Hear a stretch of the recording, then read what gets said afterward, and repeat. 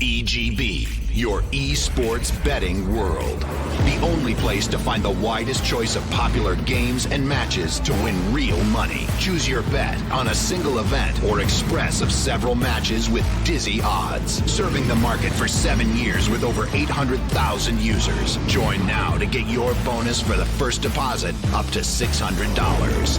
EGB, you know for sure who's gonna win.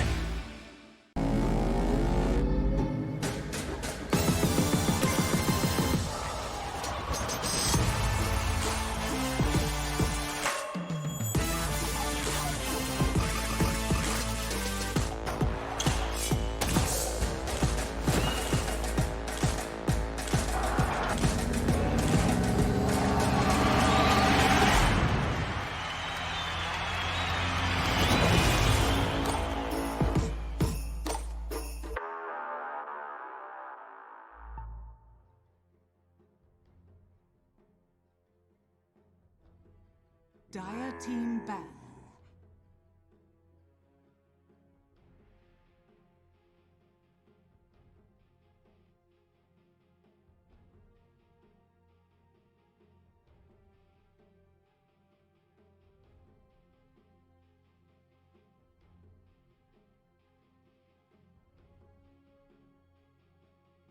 Ten seconds remaining. 5 seconds remaining.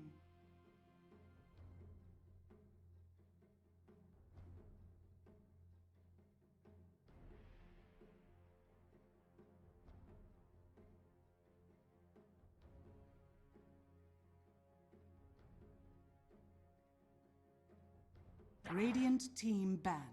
Dire team ban.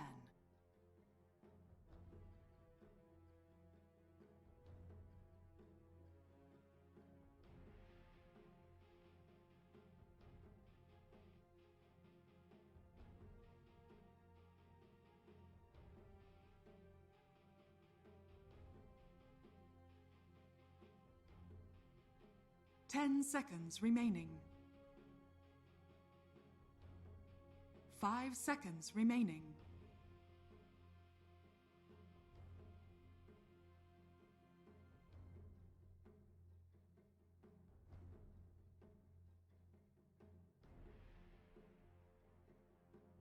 Radiant team ban. Dire team ban.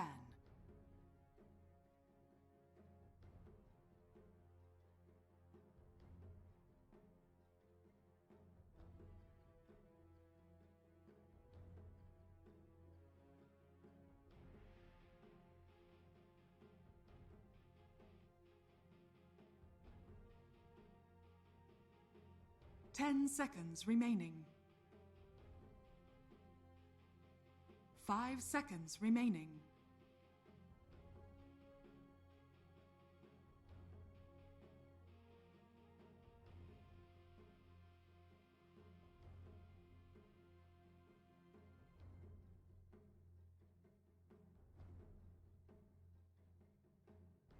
Radiant team ban.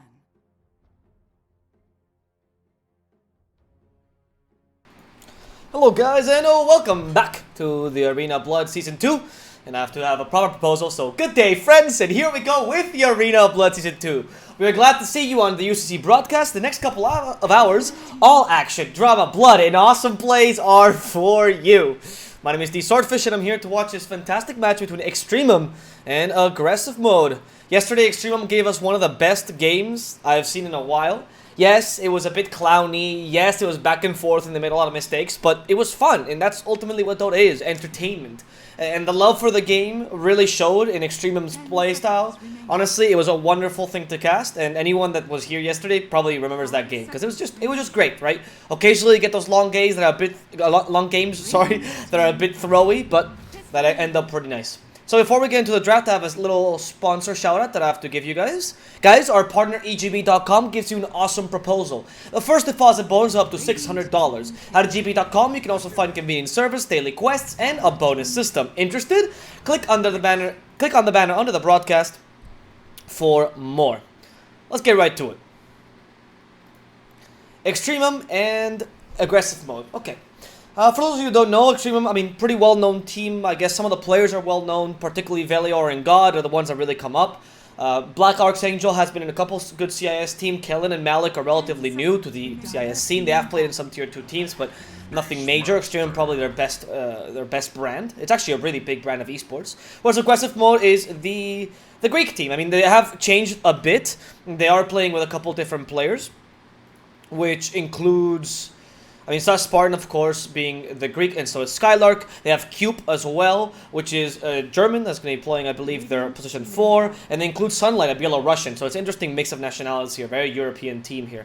I'm not sure if Scarlet is Gibki, which is the player that used to be with him. I'm not entirely certain, but we'll see if depending on position he plays. So here for aggressive mode, we go for a SAS Spartan staple. They love this hero, Crystal Maiden. He loves the Maiden. He's a really solid Maiden. And it's actually really hard to play Crystal Maiden because, honestly, she dominates the lane, but if you don't know the hero really well, in the mid and late game, you actually struggle a lot with being killed a bit too easily. So people that really put the effort, put the hours in, and they can really play that Crystal Maiden, are actually much more inclined to picking her every single match. They run it with a Beastmaster, which is also a Skylark staple, so these the two Greek picks come first. As EXTREMUM, they go for the Pangolier and the Rubik. So you pick up the Pangolier first, because I guess you're very comfortable with it. Position 3 or 2, depending. And the Rubik, which is a counter to the Pangolier naturally. So it's a great way to actually get rid of that counter, while also picking a really, really good hero. Yeah, let's see if anyone, Joy Paps, thank you. If anyone knows for sure if Scarlet is Gipki, please do give us a shout. I am just a broadcaster, unfortunately not a tournament organizer. So the Rubik is a really solid pick. I don't think he has been particularly nerfed by the last patch, if anything buffed, because early magic damage has been buffed. Fate Bolt is really good in general to win you the lane, so he's a hero that you always like having. And with the Pangolier, even better. And Rubik now can steal Freezing Field and can steal Primal Roar. Freezing Field is relatively easy to steal. It's actually really easy to steal. Primal Roar is a bit harder, but still solid. And oh, no, we saw this yesterday. They did win this match with Rubik as a support. Position 5, but I actually hate seeing position 5 Rubik. It puts him in a really weak position. He becomes just a weaker Crystal Maiden because he depends so much on positioning and his cast range to be able to steal proper spells. You're also really weak though, very similar to a Crystal Maiden, but have nothing to take away that weakness. Crystal Maiden can use Freezing Field or Frostbite to get away. Rubik at best have a Telekinesis, right? And you're always forced to put yourself in danger just to be able to steal a spell. So I don't like a position 5 Rubik. However, I do love the Tusk-Pango combination. For those of you who don't know, Swashbuckle actually triggers with Tag Team, which means every single hit of Swashbuckle is amplified for up to 100 damage, which is fantastic. As a response, aggressive mode seems to be picking up Monkey King to make it so that Pango cannot come close to the lane. Not bad. Monkey King has 2 advantages over Pango. First of all, of course, the Jingle Mastery, easy. But Pango can disengage that. And second of all, and almost more importantly, Monkey King can actually mischief a lot of your damage. Rolling Thunder damage, the Shield Crash damage, and part of Swashbuckle can be taken away by the damage and vulnerability from mischief. So not bad. That's actually a way to deal with this hero that's a bit of a burst damage hero. I don't dislike the idea. And now EXTREMUM go for the Gyrocopter.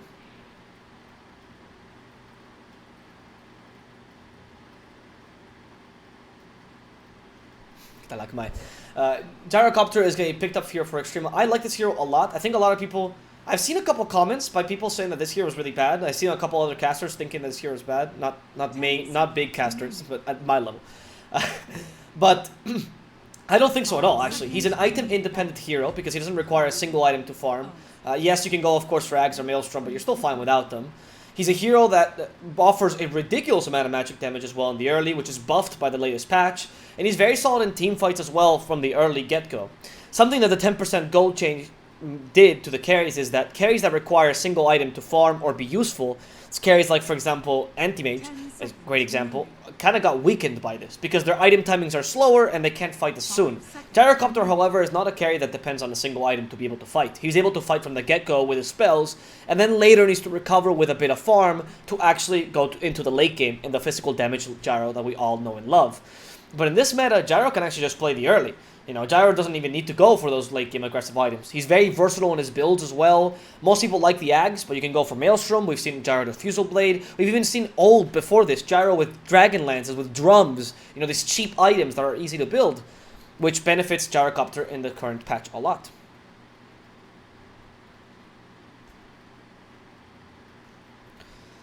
Thanks for all the information that people are sharing here. Yeah, Sunlight is one of the main players. Yes, he is part of aggressive mode. They do change rosters around, but I love these guys. I love these guys. These guys, I mean, you see them in interviews as well, but I met them as well on one tournament we went to, and they're just beautiful people. They're just wonderful people. Seth Spartan and Skylark, they're super great, and I just wish them the best, honestly. It's really nice to see aggressive mode kind of working better. But Extremum gave us a great game yesterday, so, you know, the bias counters the bias here. Clockwork ban from Extremum, and we have a final ban here from aggressive mode. So you're looking to ban, I guess, a mid laner. You think Pango's probably going to go into the off lane. Sure. The Winter Wyvern is the last pick for aggressive mode. Okay, Crystal Maiden, Winter Wyvern, really doubling down on those anti-physical damage supports. Extremum here would do really well with picking a hero that could dish out good amount of magical damage and was good against Queen of Pain. Lina, to me, is just solid. Lina's very solid. She's a hero who can beat the Queen of Pain in lane, can beat the Queen of Pain in lane. She has good range for it. She's great against Winter Wyvern and Crystal Maiden because she carries an area stun against Crystal. She's good against the Monkey King as well, overall, because you have multiple sources of damage. I like the Lina a lot. Again, I'm going to suggest a Zeus. I'm surprised by how little Zeus is being used, but you could also run that.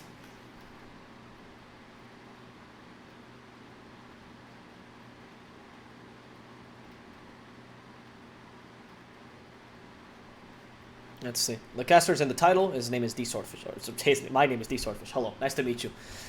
Nice to meet you. What is the last pick then? Let's see what they run. Konka. You know, I was thinking actually the Konka because it's actually a pretty legitimate pick, but I don't like it against the Queen of Pain matchup. You know, Konka is a hero with double bracer. You know, you can actually stand your own against Queen of Pain. He's one of the best melee heroes against Queen of Pain, bar Ember, right? But he still suffers in this matchup, especially if you go for the maxing Shadow Strike build. So, I question. Alright, so if they're playing mid on Scarlet, I can only imagine that Scarlet is therefore not Gipki, because Gipki used to play as their carry. So Sunlight seems to be playing as their carry right now. And they're running the Queen of Pain. Or maybe they're swapping around. Actually, it's hard to tell. Maybe they're swapping around their roles. Because you could actually run the Monkey King against the Konka. That's the other problem I have with the Konka, right? You actually get really hard countered by Monkey King, as most melee heroes do. And that swap can always happen. A Queen of Pain carry is not that bad, honestly. And she beats the Pango as well in lane. So I question this last pick at Konka, to be honest. I would have liked having a Lina, for example. It's safer. Zeus too.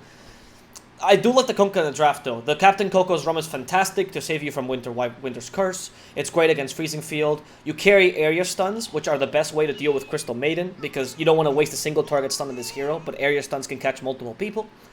You have the X marks the spot to deal with the Monkey King and the Queen of Pain, which are very mobile heroes, which is fantastic. You have great counter setup for this. So overall, I don't mind the Konka synergistically, both with your own draft and against the enemy team draft, but the lanes are a bit weak.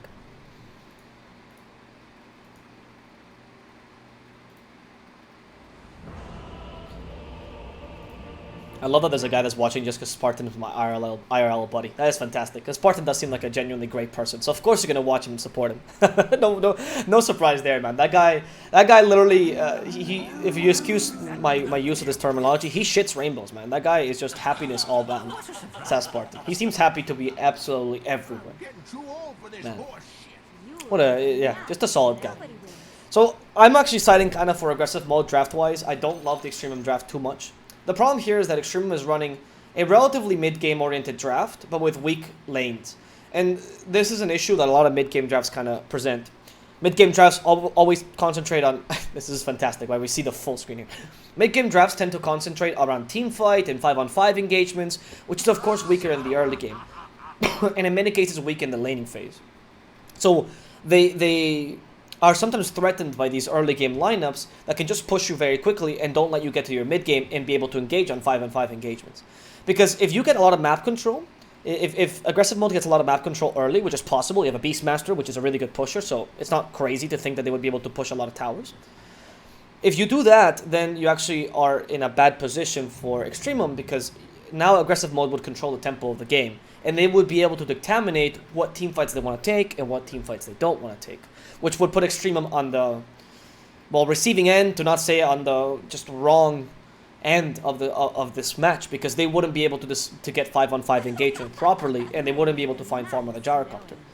So, if aggressive mode plays these lanes really well, they could get an incredible upper hand, but let's see how Extremum deals with this.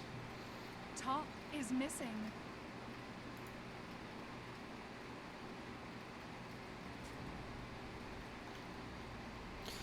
Alright, so they're gonna run... Yeah, it's Monkey King mid. I was incorrect about that. So they are still running... Okay, okay. They're gonna seem to be running the Monkey King mid as he's gonna rotate around that area. He's gonna be going for that rune as Quap goes top. They're gonna run the Quap off lane-ish, it seems. So like solo laning perhaps. Which is good. That used to be a case a while ago, the Quap in the off lane position. Against a Rubik and Pango, you'd be fine. If the build... If the lane, sorry, is Tusk and Pango, you're a bit more screwed because they actually can kill you. So we'll see how they run the lanes. I don't mind though the Pango in this position. You have a lot of shadow striking that you can do with this, the Quap in this position. You can do a lot of shadow striking to annoy the Pango. He doesn't have any way to evade it. You can usually last it kind of okay because your attack damage is fine and you have the lane into your advantage. Oh no, oh okay, are they swapping lanes? I'm not entirely sure what's happening here. These lanes are a bit crazy. No, Quap is actually going to go mid in the end. Okay.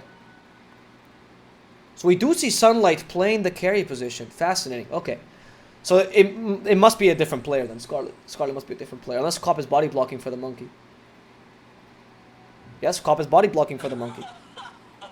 Yep, and she TPs. Okay, I was correct from the start. Monkey King is a better matchup against Kunkka. I agree with this more, by the way. This team should be taking advantage of the lanes anyway. And Quap will be playing the pseudo off lane, exactly as I originally predicted. Okay, that's perfect actually. I think that's a really smart way of dealing with the lanes. Because first of all, the mid lane matchup is won for you. Like this matchup is impossible for a Kunkka.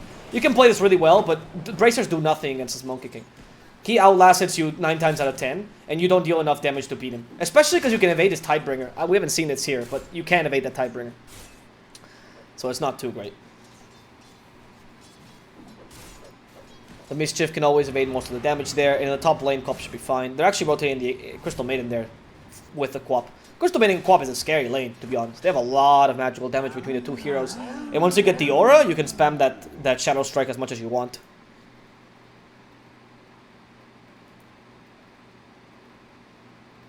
There are no spoilers right now, by the way. The first game has not happened, so surprisingly enough, it's not 1-0.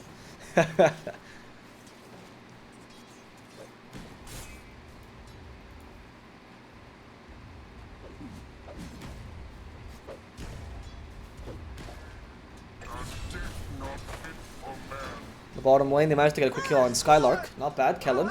The Holy Missile really helped out. They have no way of really helping the poor Beastmaster early. And the power of a Tusk is clear here. You know, tag team is absolutely brutal. Crystal May in the top lane can also be in trouble. Sass Spartan about to kill her. Let's see. Oh, the last Fate Bolt's not good enough. Scarlet trying to get the Rubik out from his lane, but Rubik actually just dived the tower, no problem, wasn't really bothered. This lane is being destroyed right now. They need more levels to be able to contest this lane. In fact, Malik is actually going ham onto Sass Spartan. Sass Spartan can't really deal with this Pango. He's just going to die here. Oh, no, they even kill his courier. Oh, this is terrible. Animal abuse plus domestic violence. Oh, the poor Crystal Maiden. And you've already given first blood as well on the bottom lane in your Beastmaster. This is not looking good for your laning stage, honestly. This bottom lane is looking much worse because they rotated the Tusk here, so Extremum really smart. Even though the Pango-Tusk combination is good, they know that Tusk will make much bigger difference here in the bottom lane because of his tag team. So they put him here, and they leave the Rubik up in the top lane.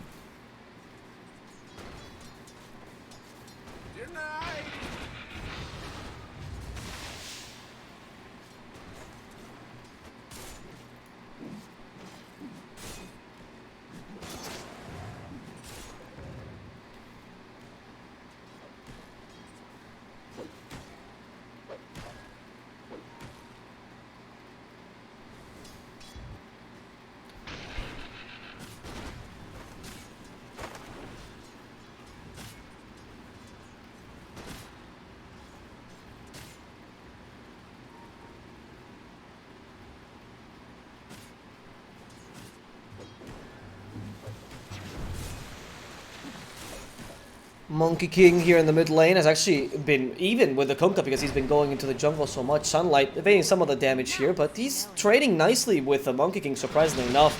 We don't see much difference to last. It's in the top lane. Queen of Pain is destroyed, but Velior might die here as a result. However, Sass Spartan has sacrificed himself for this kill.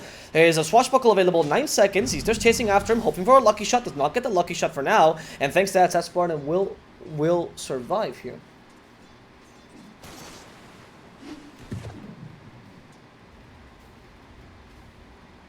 Dire's middle tower is under attack.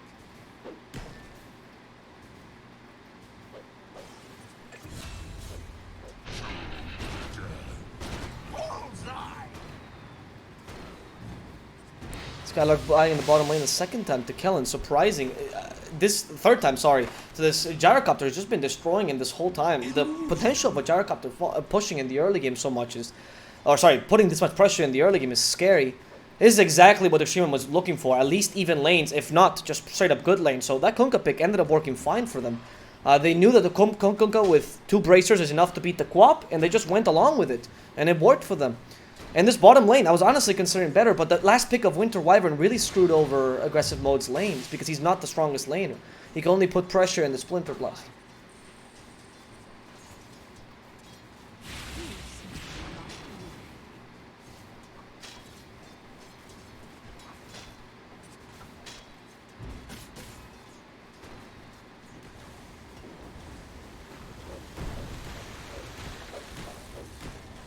God in the middle lane, they're trying to play as aggressive as possible here, Sunlight, to kind of push him out. But God has managed to stay here much longer than he should, and because his bottom lane is going so badly, Skylark might die a second time. Help though, Black Arctic's Angel is gonna die here, nothing to do. Kellen is, however, still gonna get the kill on Skylark, because Skylark goes back to die here against Kellen, giving another free kill to this gyrocopter who's already got a couple in this lane. That's not looking good for you right now. What? What is happening there for Skylark, man? Why are you playing that aggressively? Did he miss micro, perhaps with the board? Bounty.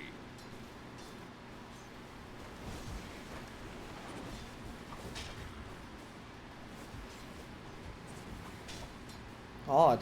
Very odd.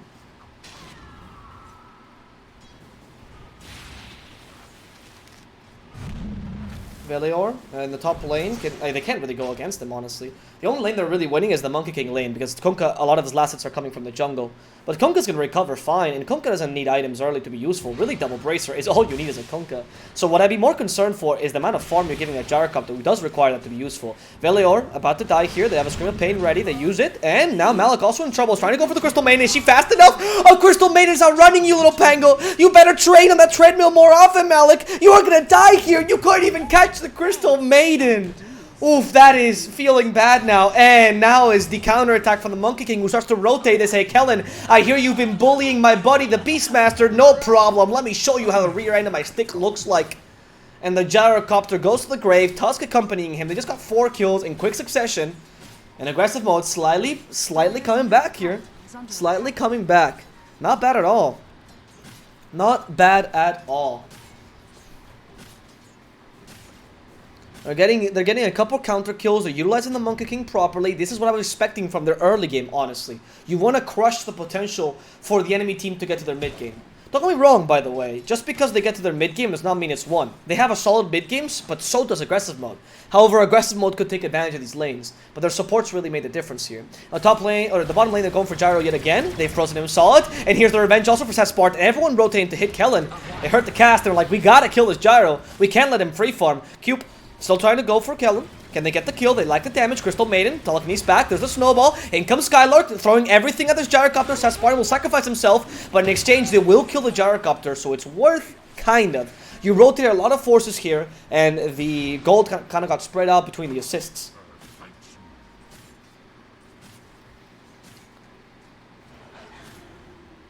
Dire's middle tower is under attack.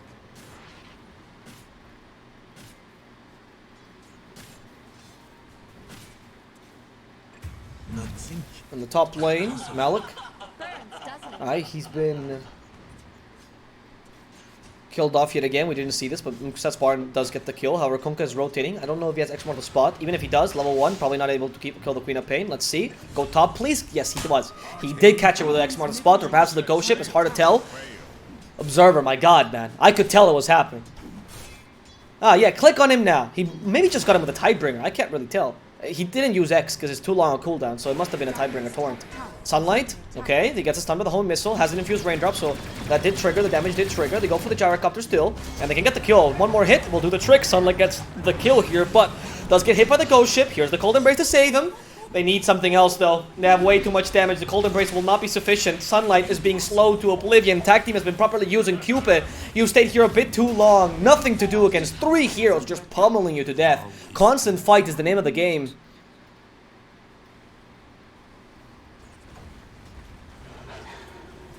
Yes, yes, yes. It seems like Extremum, you know, they're the CIS team.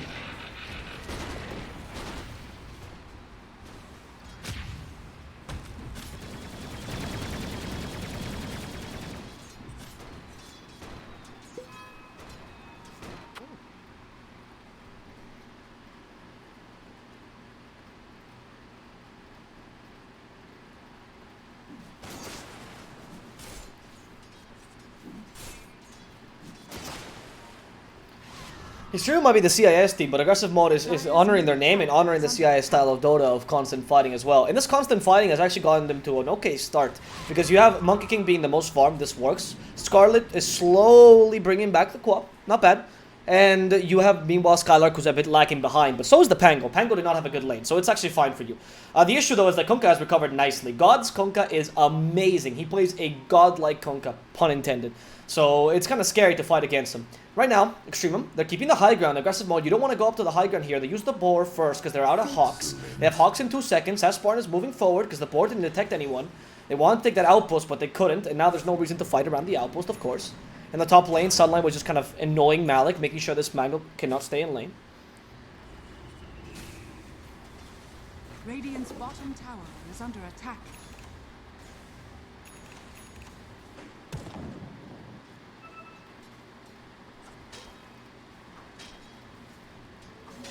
Illusion. Radiant's bottom tower is under attack.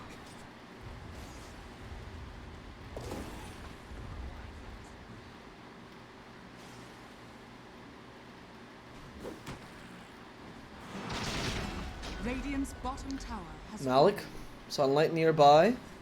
Okay, I don't know if he wants to really jump on him. It's weird that his Sunlight is staying here so long. He's kind of losing a bit of time. And look at this. God has actually recovered so much. He's actually top of the hero level chart, which is important for a Kunkka. Kunkkas are very reliant on levels ever since the changes to X marks the spot. You really need to max that to get the lowest cooldown possible. Torrent builds are no longer really available. Sunlight's staying here because he wants to fight, I can only imagine. Wukong's command is available, and they want to go for the Tusk first. They want to limit that snowball. It's important. They have Freezing Field, though. Okay. And use the call down. Here comes the Quap. Sonic Wave's available, but unfortunately, that Rolling Thunder ends up killing him. Malik gets destroyed by the Pango, and they're still fighting here. They lost Sunlight, though, and they've only taken a support as a result. Extreme played this so much better, but they do rotate 5 heroes here, while the Beastmaster instead stays bottom. Dire's middle tower is under attack.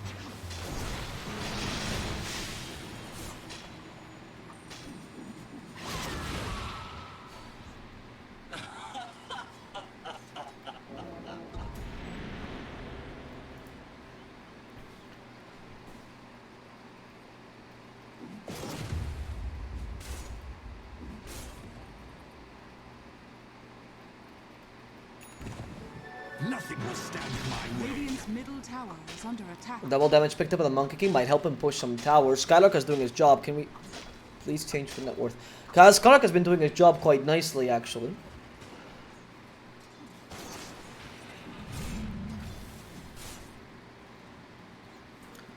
He has been managing to get some kills in the bottom lane, or some kills, sorry, some push in the bottom lane. He's managing to go for these aura items like Helm of the Dominator and Pipe, which have helped him considerably, comparing to the Pango, only has Vlad's. I kind of want to see his net worth, though, but like, hopefully we see it.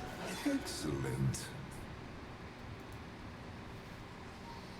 What are you going to do, Extremum? What is your point? Dire are scanning. What are you going to try to find? Smoke? Sass Spartan? Okay. The Torrent gives vision, but it doesn't actually detect Sass Spartan. Doesn't actually hit him. That was weird. The Immortal changed the kind of the AoE. Sass is as good as dead, though, right? Right? Oh, the Ice Shard. Sass, where you going? Stay here and play! And Sass, unfortunately, does not like play. He ends up crumbling into pieces. Could not believe how harsh this playstyle is from Extremum. And Extremum is managing to get farm in the Gyrocopter while this is happening. He is going for the traditional Aghanims build that has worked for most gyros in general.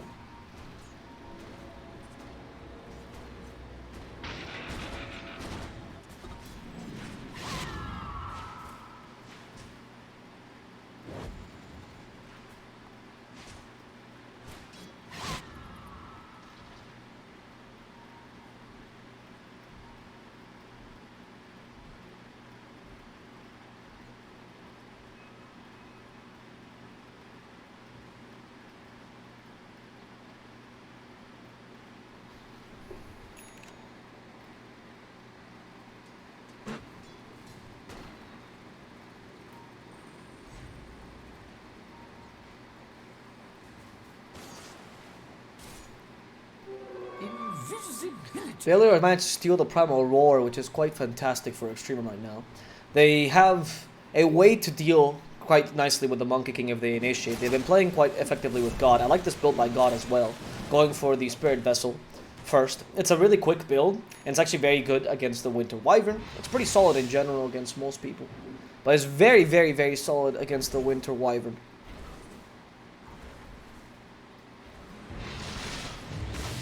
Because it takes away, of course, her healing. Also against the Monkey King, who also has the passive of healing, right?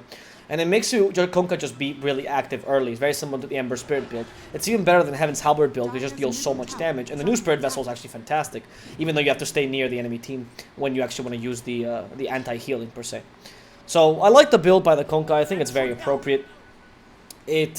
It's gonna be hard now to beat Extremum at their own game, because now the best way to come back is 5-on-5 engagements, and I would say the Extremum have a slight upper hand. You have the Kunkka plus the Pango as your kind of team fight, whereas it seems like the real team fight from the enemy team comes from their supports, right? The Freezing Field, the Winter Curse, with a bit from the Sonic Wave. Primal Roar is a good team fight spell, but it's mainly used to just catch single targets, and Wukong's Command is more of a zone out spell, so at best you can counter initiate with it. Compared to things like Call Down, compared to things like Rolling Thunder or Ghost Ship, which can just be used to massively stun an area. So 5-on-5 engagements are going to be a bit scary. Also, Gyrocopter just scales better as this game goes on. You don't really have a real quote-unquote carry on the aggressive mode lineup. Monkey King is okay, and he can do a lot in the late game, but definitely not as good as a Gyro, who scales infinitely, really.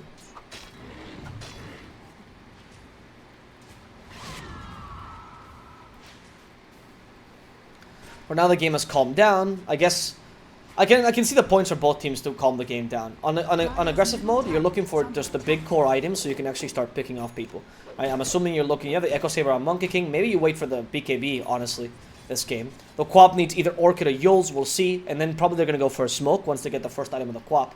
And we see the Beastmaster still trying to go for the Pipe. The Pipe will mitigate all the early game damage from both Gyrocopter and Kunkka, so it's very, very big deal. It's actually really good, the Pipe against this team, because you make Gyrocopter kind of useless in the early. So that's important. And I can see that then they might go for a Smoke. Instead, Extremum are the first to go for a Smoke. The Smoke includes the Kunkka. I believe he just finished the Spirit Vessel. They're going to go for a kill perhaps in the mid lane, or maybe top. Maybe top.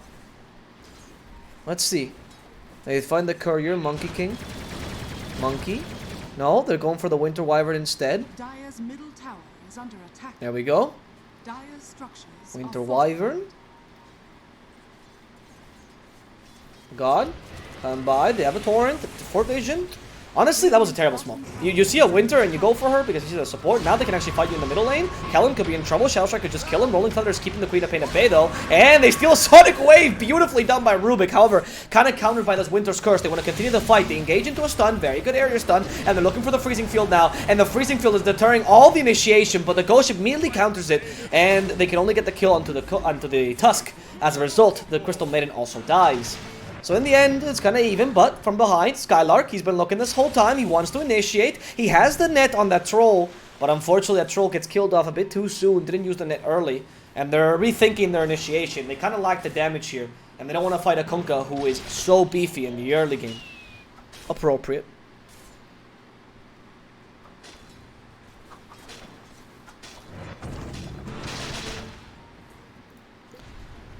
So in the end, you get a slight advantage here for... Oh, Sunlight. regeneration. Going for Kellen. Radiant's middle tower is under attack. Radiant structures are fortified.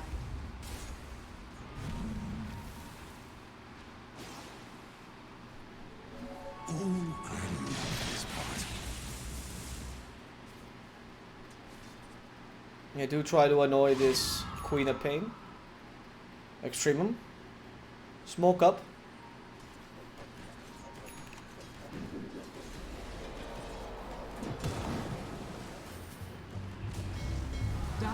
Skylark coming with a Primal Roar, and there we go. X marks the spot with a tag team. Skylark is now dead. Walrus Punch, and nothing to do. They caught him in a really bad position. He shouldn't be farming the enemy jungle right there. And then an Extremum is going for these kills much more effectively than what I imagine was going to be aggressive mode's dominance. Here in the middle lane, though, Malik is committing a bit too much, and they do cancel him with a nice little Splinter Blast. However, Sasparn also in trouble. There's the Winter's Curse to counter this, and Monkey King comes in. Two supports hitting each other. Support fight! But they want to kill him further. However, Kellen tries to help the supports a bit too late. He does kill Scarlet, but he dies himself in the process, and Scarlet does end up getting the gold for that, and the experience. Meanwhile, Black Archangel tries to avenge his dead teammate, but unsuccessfully, as the Monkey King hits him in the head and tells him to sit down, son. And that ends up being aggressive mode, taking yet another team fight victory. Taking 3 kills for the price of 1, which was only really a Queen of Pain. And the choice of re-engaging there by Extremum was a bit questionable. Gyrocopter should not really...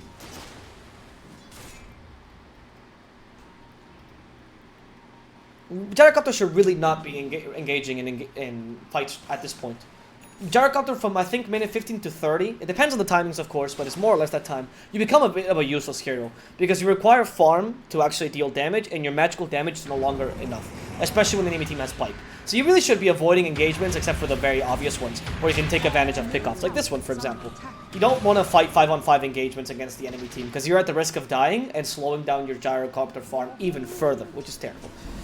Oh wow, this Queen of Pain one actually went for a Blade Mail build. I haven't seen this in a long time. Bail Discord Blade Mail, the quote-unquote tanky Queen of Pain. Not bad, actually. You deal with a lot of the heroes here in Extremum are a lot of the heroes here on Extremum are area damage dealers, which can't really control their damage, right? The Swashbuckle, anything Kunkka does, anything Gyrocopter does. So Blade Mail is actually pretty good against all these heroes, really. So it's not a bad idea. Blade Mail becomes a pretty strong item in this game. The only issue is I don't think Queen of Pain has the HP right now to really make the best use of Blade Mail, but it's a start. It's not that bad. Sí, soy yo, podercito. Scarlet is looking here. Oh, there's a smoke. There's smoke in the high gun. Okay, Primal Roar. They catch a Tusk. It's fine. Can they kill him in time, though? The Ghost from behind. I'm seeing it actually targeting Scarlet, and they stop this Queen of Pain from helping. They kill the Tusker, but he's wasted a bit of time already with the Snowball. Now they go for the Kunkka. They really gotta kill this Kunkka, finally, with the Rolling Thunder stopping the Winter's Curse stopping the Rolling Thunder and still going for God, but the Winter's Curse is stolen. And here's the Rolling Thunder, actually doing what it's supposed to do. Sonic Wave to finish off the Kunkka. And now that's 1 core done, 1 support as well. Can they kill a second core? Malik, he has Swashbuckle soon. They have any stuns for him. They're just slowing him down to oblivion. He cannot move. He looks like my grandma running a marathon right now. They're destroying this poor Pango, and Scarlet wants to go further. He has Blade Mail, and he knows he can play this aggressively, but he might die regardless. Winter, the Cold Embrace Heart to help him as Sunlight is trying to go further as well and catch him out. Unfortunately, he might be the one that's caught out. He's trying to resist best he can. They kill the enemy. They manage to destroy 2 of them further, even getting a buyback on the Tusk. And the only hero that ends up being left alive is Extremum's Rubik. So a single support, aggressive mode manages to win this pretty single-handedly, honestly. They have a counter for every single initiation tactic on Extremum, and I might have read their draft wrong, because the Winter Scourge is so brutal as a way to counter that Rolling Thunder. It's amazing. It just stopped that ultimate completely, and you even got it stolen by Rubik, so that was the perfect team fight for Extremum.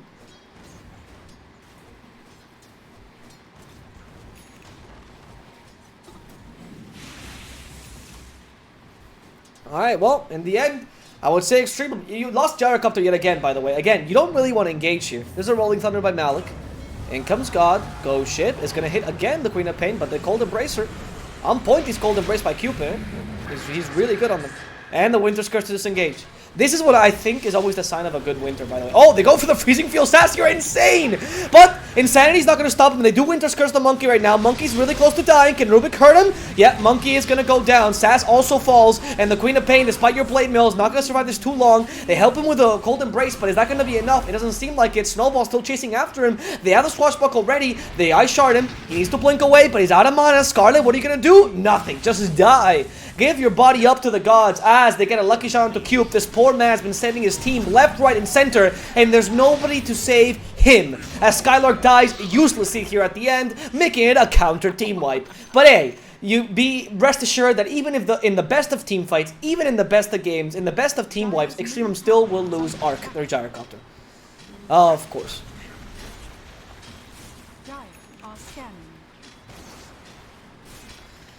Well, well, well. 2 team wipes, right? One after another. We're getting one of those games. Wonderful to watch EXTREMUM play every single time. God, as always, incredibly consistent. So is Velior, great Winter Scurs. But I gotta really commend Cupid, I think is his name. Amazing, by the way, how this Winter Wyvern plays. Really, really been pulling out all the stops. What are you doing? The Roshan's gonna fall, but we're looking further. Yeah, up there, they're still fighting. Roshan is really close to dying. They go for the Rubik first, but they can't really contest this. Roshan just ended, and they give it the Aegis to God. They're gonna end up killing Seth Spartan quickly, and Winter's Curse to stop him.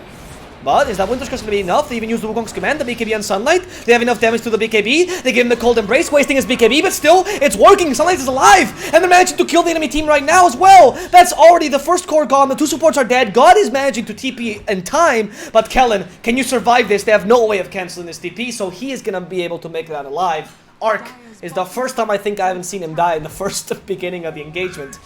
So in the end, still a win for aggressive mode, but slightly favored towards EXTREMUM because of the Aegis. Dire's bottom tower is under attack. Radiant's middle tower has fallen. Oh, it's Cube. Okay, thank you. Thank you for that. Okay, not Cupid. And the Spanish inside me is rising, so I read it just naturally. Apologies, Cube. Thank you. Alright, Arc.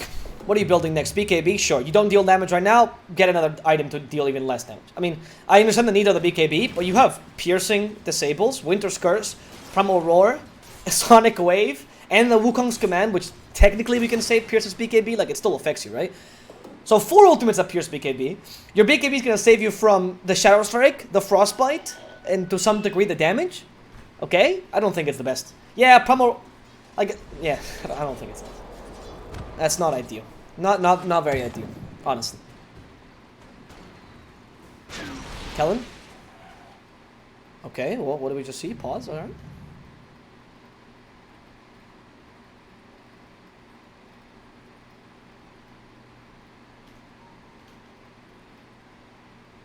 Andrew, yes, I'm a Spaniard, actually. From Barcelona. I'm South American, but I'm not. I'm actually a European from Barcelona. Nice to meet you. And yeah, I can see that it's a running gag. It's cube. It's like it's so simple yet so complicated, right? Because it's the cube, but it's not as bad as Koikva. And one of my caster's friends got convinced that in one game that Koikva, I think it was Blitz actually. I went into the chat and trolled him. So Blitz went to the chat and he convinced them that Koikva is pronounced Kokva. And for the whole cast, he's like, Kokva is doing it. Kokva is initiating, and you can't stop yourself laughing. You know, it's the best troll that I've ever seen. Oh man, oh Blitz man. What a jokester! It was a great moment. Great moment. I have clips of that, and I'm never gonna let him forget it. You know. So yeah, pro player names always gives a lot to talk about. Right now, this game is actually super even. It's been throws on both sides, kind of. Team fights can go either way. Both teams have a lot of team fight, honestly. I think my initial analysis of saying one team is kind of a better team fight than the other was a bit erroneous. Yes, EXTREMUM has a better team fight, but they're so dependent on a gyrocopter doing damage that it's a bit hot. It's not correct to say that either. So I think that both teams are kind of even. It really depends on who gets the jump.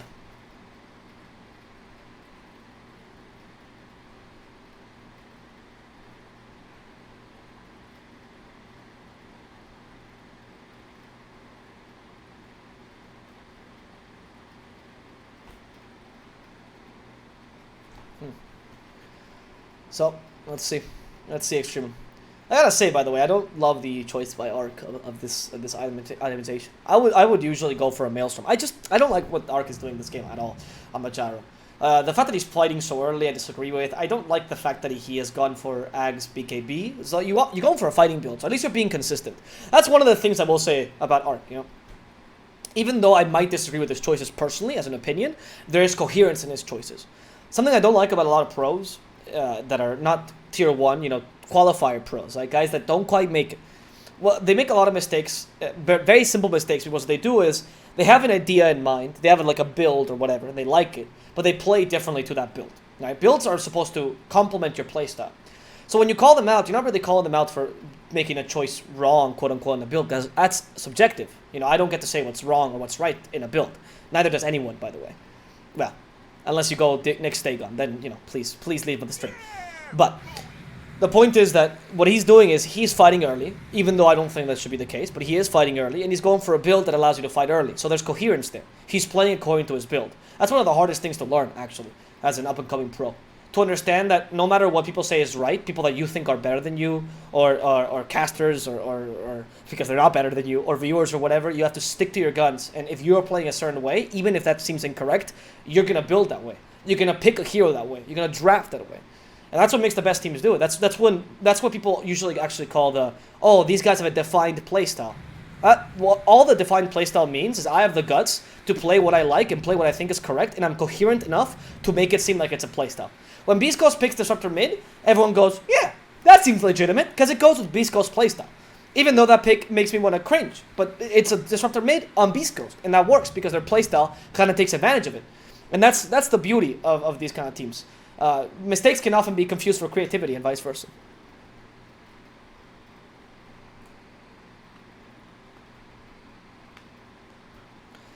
Yeah, to be honest, I don't think the pause is meant for anything but just this connection. There's really bad. I don't know how many of you are European, but at least to my friends in Spain, they're all having terrible connection right now. It's constant disconnects as well, mainly because so many people in Europe are on the internet, right? And I'm assuming that 30% are touching themselves already. That's already a lot of bandwidth being used. So like a lot of people on the internet, so everything is kind of going down. A lot of ISPs are reducing the internet they're providing because they say they're losing too much money. Because of course everyone knows that ISPs are poor, right? They need our money. Anyway, commentary aside, my point is that it's very common to disconnects to happen, honestly. Netflix is 480p, man, in Europe right now. Like, they're struggling, you know? They can't even get HD Netflix. Thank you for the kind words. Thank you for the kind words. So I'm only presuming that that's why they're disconnected so often. It happens, you know. You kind of have to accept it. Trust that these kind of tournaments don't have any you know, bad faith inside of them, and these players would not risk it. Especially, no, honestly, neither of them. EXTREMUM's God, for example, and Aggressive Mode Skylark and Spartan have such a great competitive history. I believe entirely in the competitive integrity. They would never risk these kind of things. Sunlight, oh, that's a nice BKB. They can't stop it. Yeah, that's a very good BKB. Nice Monkey King BKB. Working well.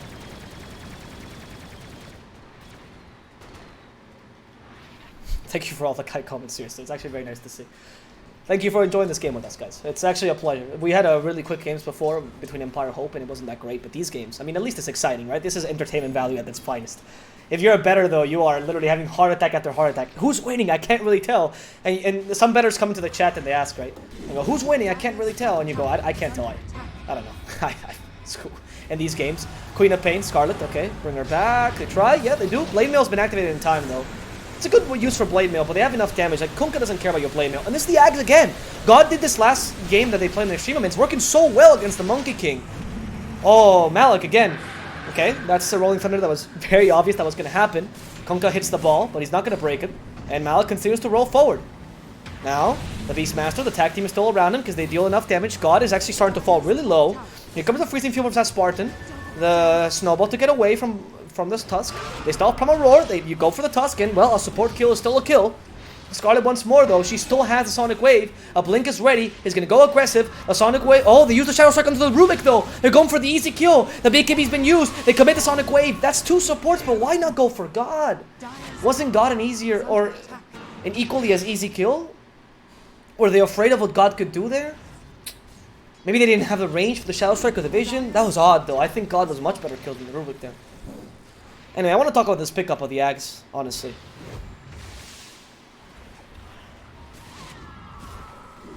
I want to talk about this Ags on Kunkka, because I actually love this Ags pickup. I think God, I mean, I'm a fanboy of God, right? Anyone who's been playing Dota for a long time remembers him from LGD Int, right? That's the team that you remember God from. Or Virtus Pro when FNG was there, or a bunch of other teams he's played on.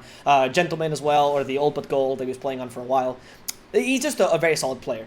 And something I like a lot is that he's actually doing a lot of Kunkka, playing a lot of Kunkka. He's really good Kunkka. And he's playing a lot with the Ags and the Torrent Storm. Now, Torrent Storm is a pretty decent ability. But what I always see Torrent Storm particularly is he always uses it as a counter. Because I've seen him play without the Ags. And he always immediately gets it when he thinks he can counter teams that are kind of static. And if you actually look at the team fight here on the Dire side, on aggressive mode, they're kind of static. Wukong's command requires you to stay in an area. The Winter's Curse, you're static for a while, so you can set up for whatever kill you want, right? Even Freezing Field is actually static. You're playing around these zone-out ultimates, whereas Extremum don't have that. Extremum don't have zone-out ultimates. They have a lot of catch, and they can just keep running at you with the constant catch that they use, right? So the best way to actually destroy teams that have a lot of zone out or counter initiation is by actually going for the Torrent Storm. It's the best zone out spell. You cannot fight in the Torrent Storm area. I don't care if you have Wukong's command, Freezing Field, or your mother's policing the air. It does not matter. It does not matter. You will always lose to the Torrent Storm because it stuns you and deals a ridiculous amount of damage. So it's actually a really good counter to these teams, and I've loved God's usage of it. I think that's why they pick Kunkka so often, actually, because they see him as a counter initiator to the counter initiation. Because then aggressive mode has two options. They either don't fight around your ultimates, which is terrible, because then you're wasting 2 valuable ultimates, maybe even 3, depending on how you categorize Winter's Curse, or you don't fight at all, right? You retreat, which means most of the time you can't use your ultimates properly, because Torrent Storm doesn't have such a long cooldown. So anyway, I just want to praise this player because it's a really, really, really good choice, honestly. God is a very solid player. We can learn a lot from him. He's a veteran as well, so most of his choices are very calculated and they're smart. You never see him make dumb mistakes, especially with builds. Let's see how Ark's farming is doing. We see Tusk, who's been killed 5 ways to Sunday. Black Archangel, there we go. Okay, Scarlet trying to go forward. A bit aggressive. They probably guessed that she's blinked. Oh, there we go. That blink is available again. Arcane Rune is making her play even more aggressive. They're trying to catch someone, though. They're running at the enemy team, but they're trying to establish a zone where they can fight. Look at those wards as well. Good aggressive wards, but they're trying to catch him separate, and they are. Right now, Extremum has managed to separate aggressive mode completely. They save Beastmaster, and the backline, Scarlet and Sunlight, take care of the supports. But the Torrent Storm, it's stopping them from initiating. They have to wait for it to fall. The BKB is here, though, and Tusk is the next target. They want to go for God, but they can't really fight against them. And the Winter's Curse does not really stop them from getting the Winter Wyvern to die. Now, after they kill the support, they go for God. They need a way to cancel his TP. They have it. The Frostbite's ready. And God, without your team, what are you? You're just a lonely man. You need your friends. Kellen, though, wants to keep on fighting. He knows that even despite them having God, he's ready to fight them. Freezing Field's here. They have no way to cancel. The Snowball comes in and does not cancel that Freezing Field, but doesn't matter because they kill him immediately. Kellen finally has the damage he was looking for this whole time. The Rocker Barrage decimated that Crystal Maiden. And they managed to turn around a really good team fight. The Winter's Curse did annoy them to some degree, but because God took so much of their attention, they were capable of coming back with a Pango and the Gyrocopter. Really well done. Really, really well done, honestly.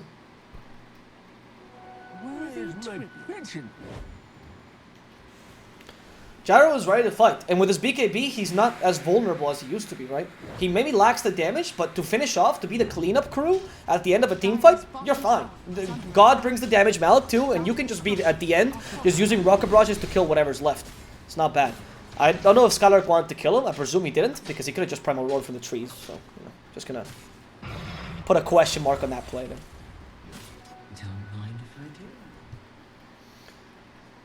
So yeah, let's see. Let's see. As the game goes into late, by the way, even though I did mention the mid game most of the time, now we're getting 30 minutes in. The mid game is kind of ending, traditionally speaking. So around 40 minutes is when people usually think of it as the late game, and that's when Extremum starts having the upper hand. Not only because of the Gyrocopter, but also because actually 3 things. Obviously, the Gyrocopter versus Monkey King, a big win, right? The fact that you have initiation's kind of better. But that's just a side note. The initiation's kind of better coming to the... Actually, that's not true. The initiation's kind of okay. The Torrent Storm is very massive, though. But the third point, though, is the build of the Quap versus Kunkka. Kunkka is actually a pretty solid late game hero. He went for mid game items, but Kunkka can always go for late game, no matter what. Kunkka can always transition. You can always go for Daedalus. You can always... you never don't want the Spirit Vessel. Whereas the Quap specifically went for an early to mid game build with a Veil of Discord and Blade Mail. Now, that was a good choice, because they needed someone that created space. But that means that you have 2 items that are not going to really go well in the late game, because Quap is not tank enough to actually use Blade Mail, and Quap Veil Discord is just okay late, right? You don't have enough magical damage to actually make use of, or ability damage to make use of it. So as the game goes later, not only does Gyro become a problem, but also does the Kunkka. And even to some degree, Tusk and Pango are really good initiations. It's easier to cancel things like Freezing Field, for example. It's easier to outrun or ignore the Winter's Curse, because Gyro becomes a more powerful force. And Primal Roar does become much weaker in the late, compared to Rolling Thunder. So, yeah, this is not looking good for aggressive mode. They want to keep on fighting constantly, keep the GPM low, and hopefully take some towers. For having a Beastmaster, the amount of push they put into this game is surprisingly low. Dire's top tower is under attack.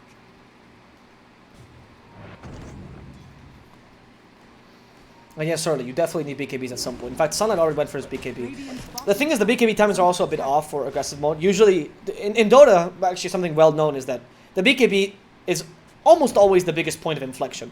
What I mean by that is there's a pre-BKB and a post-BKB time, right? You know, that you remember the time. I remember when I used to be not magic immune and I was just trashed by everyone, and now, haha, look at me. You're like, there's a literal before and after of the BKB. It's so impactful. So usually you want either your BKB timings to be on the same time if you're a mid-game lineup, or to be spared, you know, the kind of the carry being the last one to get this BKB if you're going for a late-game lineup.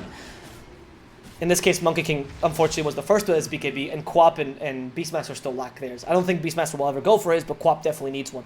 So you're kind of in a prickly situation in that sense. Because you usually want to use the BKB boost to just kind of finish and close the game. I like how this one feels. As aggressive mode. And if not, you want to save the BKB as late as possible so that Monkey King has that late game boost that might just win you the game, despite you not being able to play that late game as well. But you didn't either. Because you were hoping that you were going to win just with a simple BKB and Monkey. And this is now looking worse. Because your timing... Because now Monkey BKB will not last long enough.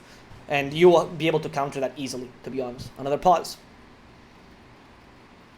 Now, these are the pauses that I don't love. Because there's just a pause and there's no explanation whatsoever. I mean, I'm assuming there's some sort of issue. I'm not saying there's any malice here. But, you know. Yeah, there we go. There we go. Okay, I just had a slight problem. Okay. The sorry. Look at that. The sorry means so much when you're playing these pro matches. Sorry. Yes. I appreciate that you're aware of this.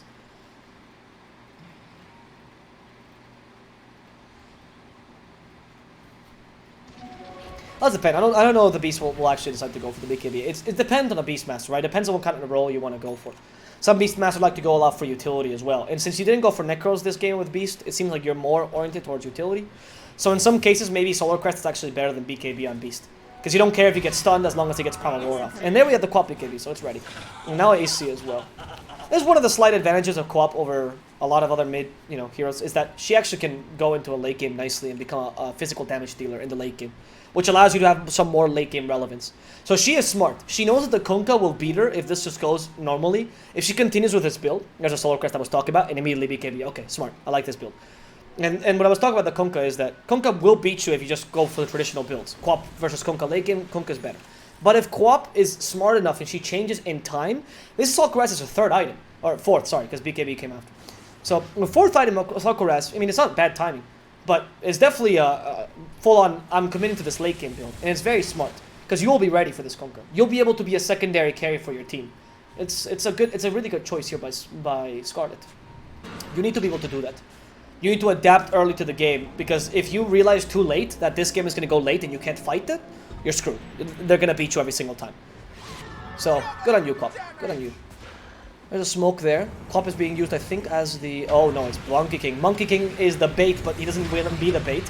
There's the BKB used, maybe a bit too early. Caldown's been used. They're controlling him nicely. Malik is just annoying the rest of the team. From behind, Quap's trying to find Velior. There's the BKB used as well. Sonic Wave. Okay. And with the Wukong's command, try to find the Tusk as well. It's only the support killed, though. They gotta get the Gyrocopter. The Ghost Ship makes this really difficult for you. Test Spartan trying to get away with a Glimmer Cape. Kellen, why are you going so forward? They could punish this. They still have Primal Roar, but they're not really sure if they want to fight this. Cube, he's hoping the Winter's Curse will hit something else.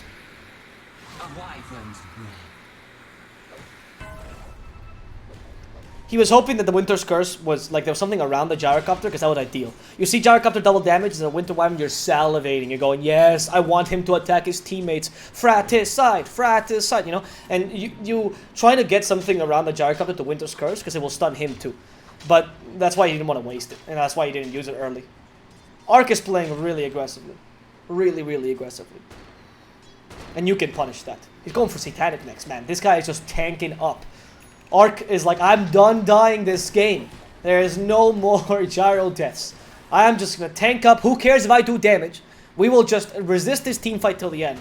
A Monkey King is already starting to get some late game items. That Butterfly is going to be scary. And you decide to go for Satanic as opposed to a BKB. Sorry, MKB. So, yeah, sure, you can last a long time, but you gotta be careful. Monkey King is not, like, useless in the late game. You're not fighting against an Ursa. He's a hero that can actually do a pretty decent late. His Ags is fantastic as well. You can't just get cocky. Just because you have a slight advantage doesn't mean you get cocky. And, I don't know. I don't know if I love this Satanic. It might not be enough here. You're not gonna be able to deal with that Butterfly and the Monkey at all. Illusion.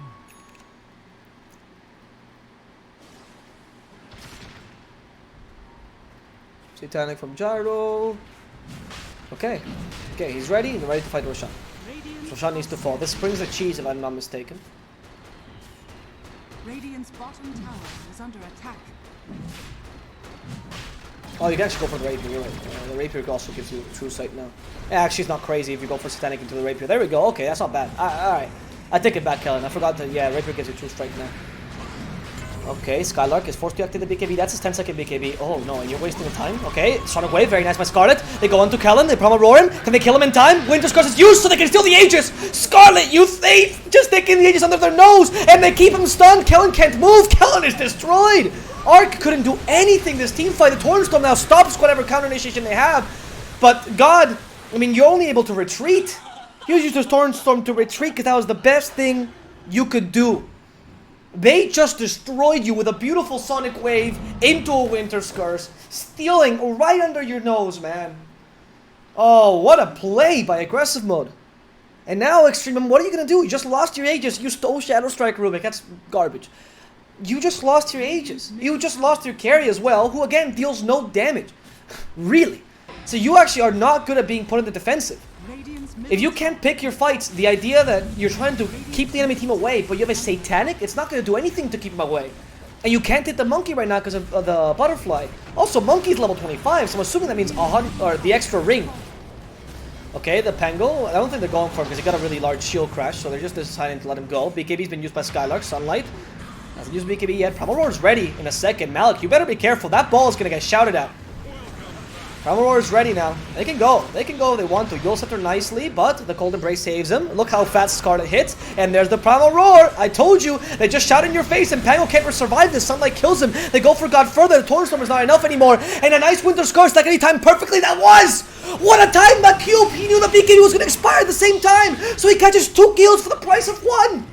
Cube, you god on the Winter Wyvern, and the only person they lose is an Aegis. They have the Wukong's command, they force the enemy team away. There's no Torrenstorm on the enemy team, there's no Ghost Ship either. Scarlet needs some help though. They need to help her out.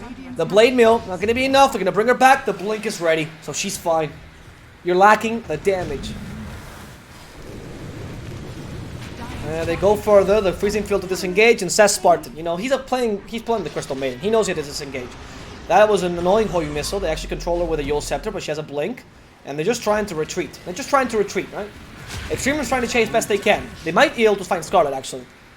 That Hoyu missile is incredibly annoying. It's going to stop him yet a second time. Scarlet's like, not a second time. Malik, Rolling Thunders. They're committing to this. They're going to be able to kill him at this rate. Where's the Cold Embrace? Where's the Cold Embrace? Scarlet's still alive! You lack the damage, Malik. You only have aura items. You got way too cocky. You are all alone. What is it they say in The Legend of Zelda? Don't go alone, mate. Don't go alone, you idiot. That's how the whole thing starts.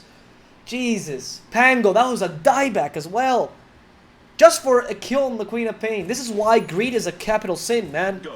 It kills you, literally. And now you're in hell as well, by the way, because, you know, you sinned so heavily. She's going for Daedalus. This squad is ready. She has the Scream of Pain Fear as well. And the second Wukong's command ring. You are struggling against aggressive mode.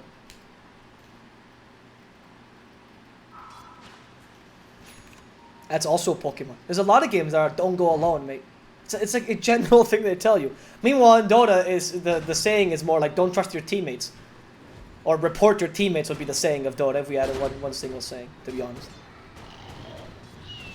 Divine Rapier is the only thing they can say this game for Extremum. It has to be the Gyrocopter. He needs damage, man. He has been lacking damage for a while. He needs the damage. Let's see. He got the Demon Edge. They take the tower up top. Tier 2 done. Okay, not a bad start for aggressive mode. Invisibility. Dire's bottom tower is under attack. Radiant's top tower is under attack. Helicopter. Run by, Sunlight. There's the Holy Missile. Okay, they catch him with a Torrent. Dire's bottom tower has fallen. Radiant's top Do annoying Scarlet. Oh, you got caught though. You got caught with the expert spot. Can they turn this into a kill? This would be really major if they could. Glimmer Cape is helping him out though, and they just can't. They just can't go forward. They have to wait for the Rapier. There's no other option. There's no other option here. Santa Bice's cube, man. Cube has been playing the perfect Winter Wyvern. I know it's one of his, I think it's his best hero, or among them. I mean, he's a god on this Winter Wyvern. He's been playing amazing. But on top of that, like, he has been so relevant this game. Managing to make this Winter Wyvern perfect was a great performance. I thought Bites is gonna push him even further. We have Satanica Monkey King. I like this build better, right? He built BKB first, point of inflection. Notice how he actually did a kind of a sandwiching of his items, right? First Echo Saber, aggressive, then defensive, BKB, then aggressive Butterfly, though Butterfly is also a bit defensive, and then finally defensive again. So he always had damage, but he also always had teamfight. It's very smart. And here he kills Velior immediately. The Pango is not really annoying Cube right now. Cube can fly, man. You can't catch him. Torrent Storm's used. They're only going for Cube. They want to kill his Winter Wyvern, but she's resisting the whole time. Cube, someone to kill this Wyvern. Nope. You're just on the high ground. Cube just trolled you, man. Cube forced you to go into that Force Staff. They killed Black Archangel. They even get the Winter's Curse in the end. Cube is trolling Extremum at this point. Kellen, you are alone. They have to use the BKB. He has to get away. They're going for the Rubik next because he's an easy target, and Rubik is not going to be able to last this. He flickers himself into death, so didn't really work out in his favor there. And Sunlight, here they go. Black Archangel is a target. Yule Scepter. They have a Torrent. Actually, not the best combination there, by the way. Just wasted Torrent for nothing. They don't have Torrent Storm by now. They have one last Wukong's Command. No, they don't. So they have to wait till the Wukong's Command is ready, I guess. Oh, no, never mind. No, they don't. They don't. They're just taking the towers. Like, Gyro, where's your rapier? Where's your rapier? Show me your rapier. Not happening. Not happening this game. Go for the range Rex next. With a solo quest, you push super quickly. You lost Mega Creeps. You have a chance to come back with Mega Creeps if you have a Gyro, though. So still a chance. You gotta go for the rapier immediately. Octarine Core is finished on Scarlet. It's so long since I've seen an Octarine Core green up there. And they go, Malik. What are you trying to get? Sass Spartan. They try to stun the Pango. They didn't guess that correctly, but they give him with a fear, so that's fine. Malik has to use the Yule Scepter. They have another stun. They do not. He gets away. Now the Torrent Storm stops him for a while. God still trying to get the NA team at bay, but is forced immediately to use that BKB. And they just, yeah, aggressive mode doesn't seem too bothered by this whatsoever. There's the Wukong's Command. Sometimes just taunting it at this point. They know he can. They could even wait for the Aegis at this point, honestly. I don't think they're too bothered by this, though. They have Winter's Curse, Primal Roar, Sonic Wave, Freezing Field, and Wukong's Command. Every single ultimate is available. The enemy team doesn't even have Ghost Ship right now. Or Call Down, actually. Galaxy's just going for whatever kill he can find. He's thinking the Primal Roar, but he knows God is the hardest person to kill. Ideally, you go for Arc first.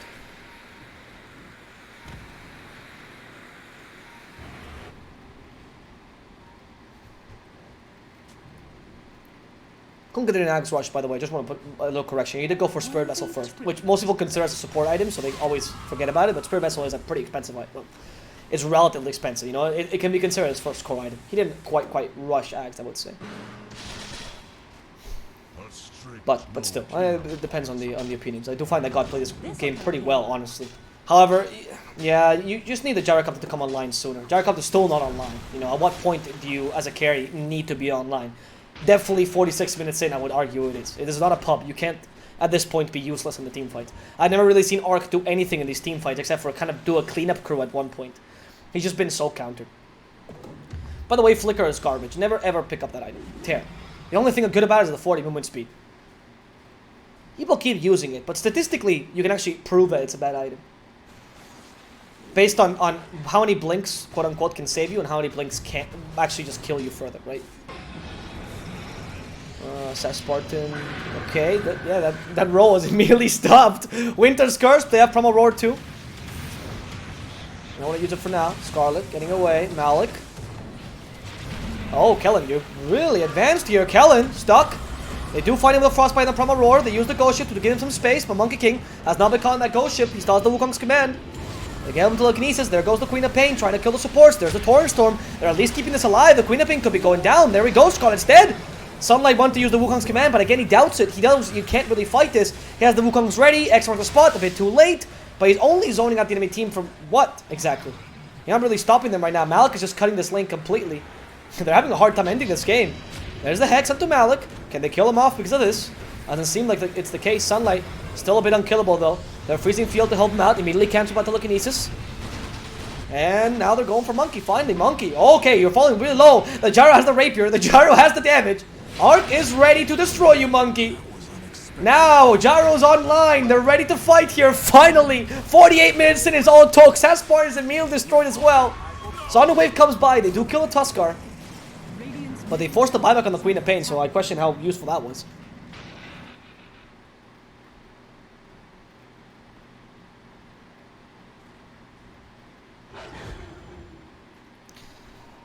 Honestly, if Extremum win this match, man. If Extremum, I don't know. I don't want to make any bets because there's actually a chance. They're up against Mega Creeps, but they have one of the best lineups against Mega Creeps I could imagine. I would say probably the best carries against Mega Creeps would be Medusa, Gyrocopter, and Nagasara. Those are the three best carries against Mega Creeps. Maybe Sven too. So those are the four or so. Right. So they have those. They have Gyrocopter out of those. You have the Kunkka as well in the mid lane, one of the best mid laners against Mega Creeps. The Pango, one of the best off laners against Mega Creeps, maybe bar Magnus. So you have a lot of options here to deal with Mega Creeps. It's not lost immediately for the Mega Creeps. I mean, it's not easy, don't get me wrong. But it's not lost. They can actually really bring this back. Now, though, intelligently, the enemy team will decide to go into the Roche pit, which is what they should have done a while ago. Wait for that Roshan, take the Aegis, and just play this calmly. Probably give the Aegis to the Queen of Pain, to be honest, because she doesn't have buyback right now. You also have Kunkka going to level 25. This is huge. The Ghost Ship fleet gives you a lot more teamfight than you had before.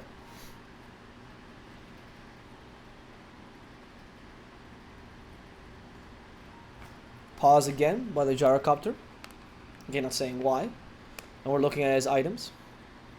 You know, I'm sad that he actually has the musket, because the musket goes so beautifully with the Conquistador set. You know, have you ever seen that set? That's like the Spanish Conquistador kind of Kunkka. I love that. It's a beautiful set. And you put the Conquistador with a rifle. It's just you are literally a Spanish seller in the 1498. You know, which, you know, questions why you would want to roleplay as that, but beyond that point, it's very beautiful. I also really like this Pango set. Actually has a bit of a Conquistador idea to him too, and I love with the rapier, actually is what it's called. That sword that he has, which is very interesting. I will watch that in movies. You know, you see those little like really flimsy swords. As someone who grew up on like anime, of course, because as a kid, and I would see those big Japanese swords they would fight with, and then in European movies you often see those little flimsy swords they use for like fencing. You go, how is that gonna kill someone? I can't even stop a blow from, like, I can't even cut rock with that, which is what I would always see in One Piece. Anyway, back to the game. Extremum, 20 seconds till Tusk comes back. Quap doesn't have buyback though. Really big deal. 50 minutes in, you're going to lose both outposts, doesn't really matter at this point. Almost everyone has level 25. I don't know what Scholark went for. I think that's inner-based attack speed. I think Hawks is on the left, but it's hard to tell. And Gyrocopter definitely went for the extra hits. I'm hoping that he just builds rapiers at this point. I don't think there's any better item you could build. Just keep building rapiers on Gyrocopter.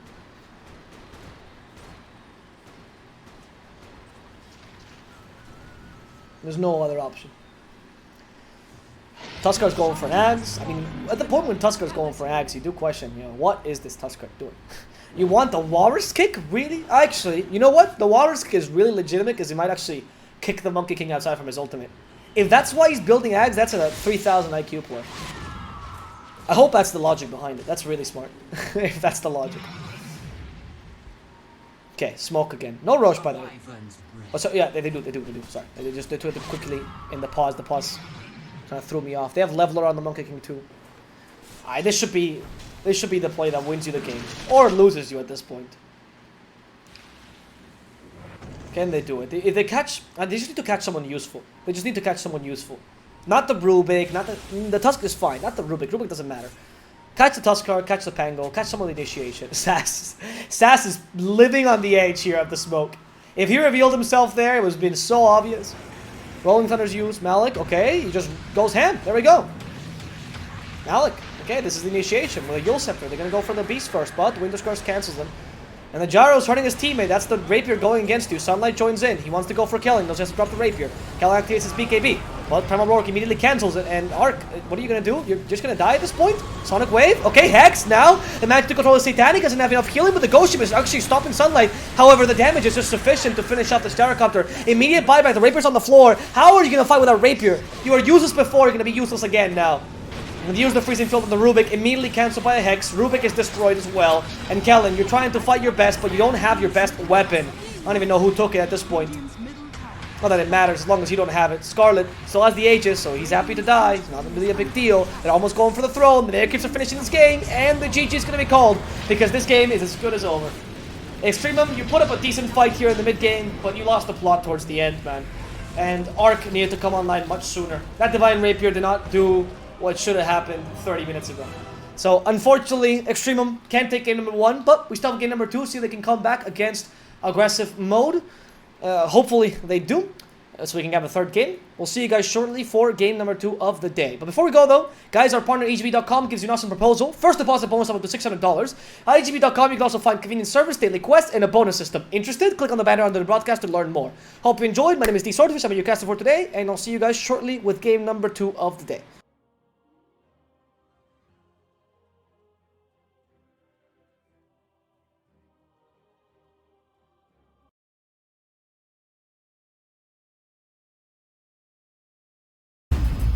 EGB, your esports betting world. The only place to find the widest choice of popular games and matches to win real money. Choose your bet on a single event or express of several matches with dizzy odds. Serving the market for 7 years with over 800,000 users. Join now to get your bonus for the first deposit up to $600.